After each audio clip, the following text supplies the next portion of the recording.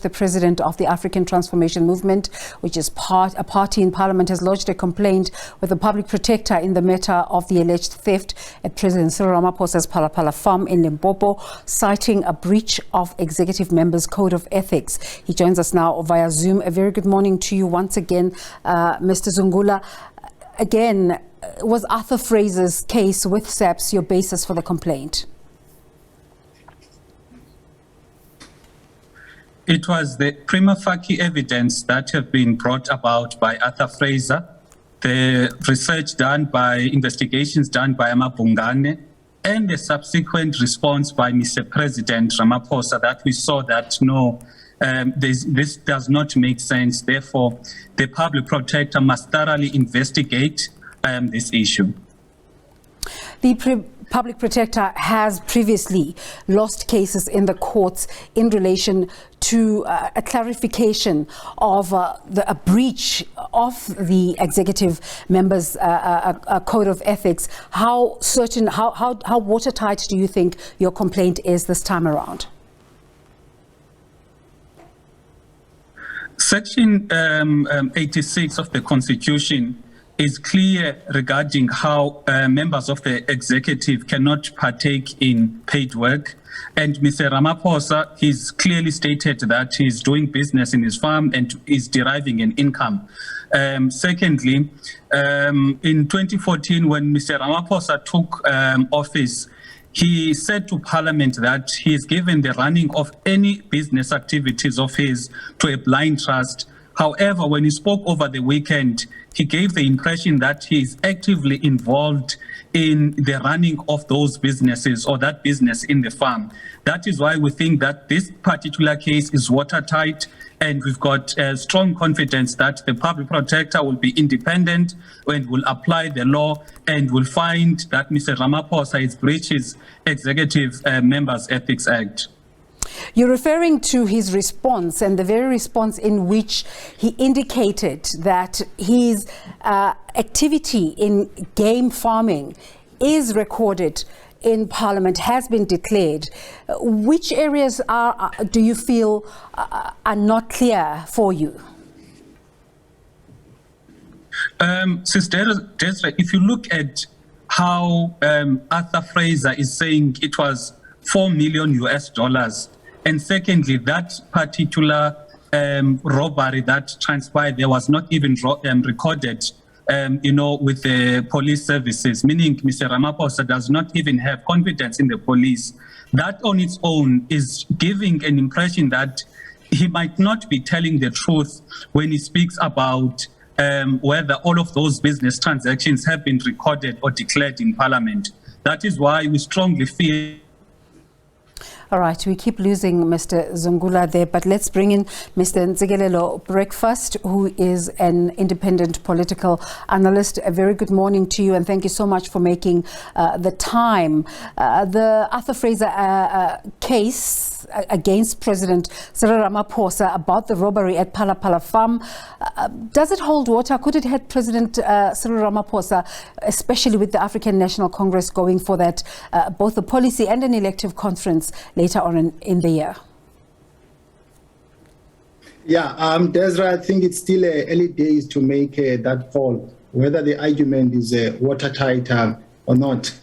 I think, though, we must congratulate Arthur Fraser for a good job well done by reporting the matter, despite the fact that these two individuals, namely the president and Arthur Fraser, have a history of a bad blood.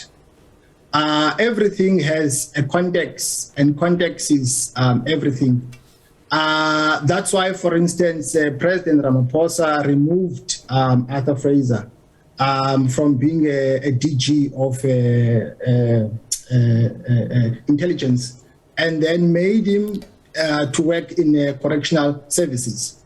So against that background, my argument is that this is a byproduct of factionalism of the ANC.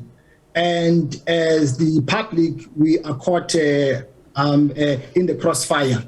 I do think, though, that the president does have a case to answer.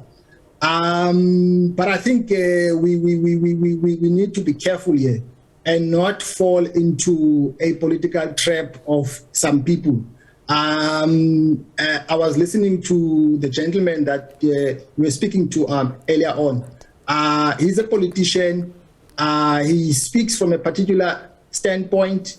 I'm not a politician. I cannot be a partisan. So from my standpoint, I think there's more to this than meets the eye. This is not a straightforward matter. It's a very complex matter. So you talking about the relationship between Arthur Fraser and the president, and a Sunday newspaper had an article talking about the president should beware of spies left out in the cold, and making sure that you do not start fights with spies who are perceived to be left out in the cold, like Arthur Fraser. Which other way can this, what you've just referred to, the disagreements between the two, which other ways can they be solved, especially within the context of the conversation of renewal within the African National Congress? I think the issue of renewal will never ever see the light of the day, because you can see that, Desra, let's face it, political assault. Arthur Fraser said when he was talking to Judge Zondo, and also when he was talking to Opudvuyo, that he's thrown under the bus.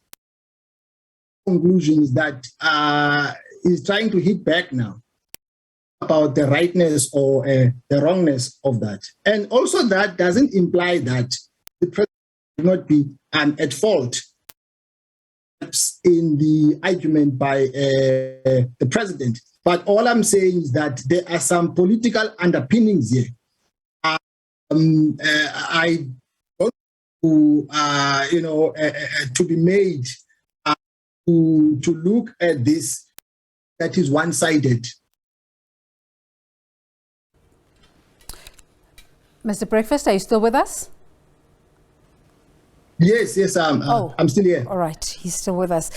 So this afternoon, the president is presenting his budget vote, and the economic freedom fighters have threatened to disrupt that gathering. The presidency has confirmed that the president will be attending in person. What can we expect to happen here? Well, it's good that you will be attending in person. Just to do that, the EFF, for instance, said that they are going to disrupt the occasion.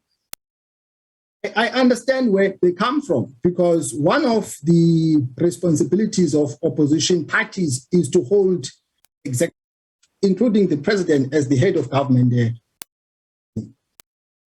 But at the same time, also understand that they also have a history of not being in good terms. I think it will be a miscalculation for them to disrupt that meeting. I'll tell you why. Because, Desra, if you fire, let fire develop by itself.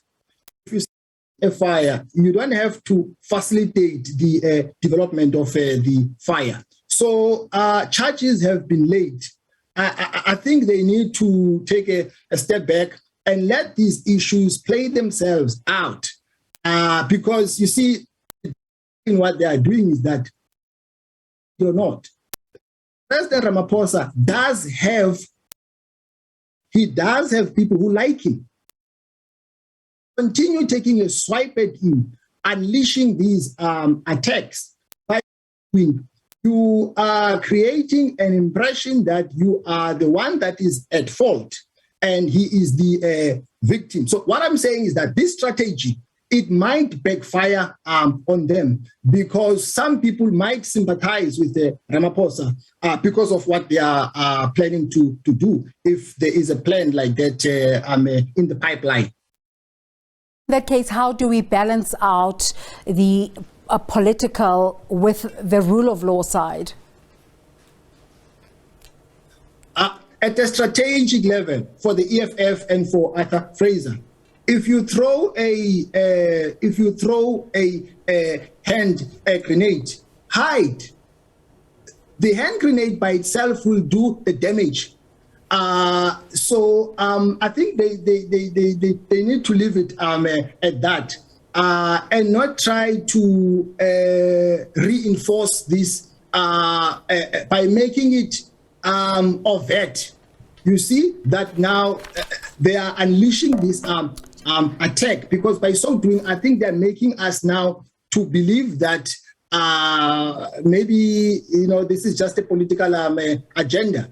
So I want to ask you, yesterday in Parliament, Deputy President David Mabuza advised to let law enforcement processes take their course, and a very similar sentiment was expressed by the Minister in the Presidency this morning, Mondli Gungubele, when he was updating on outcomes of a cabinet meeting. Who should take this advice in terms of letting the legal process take its course?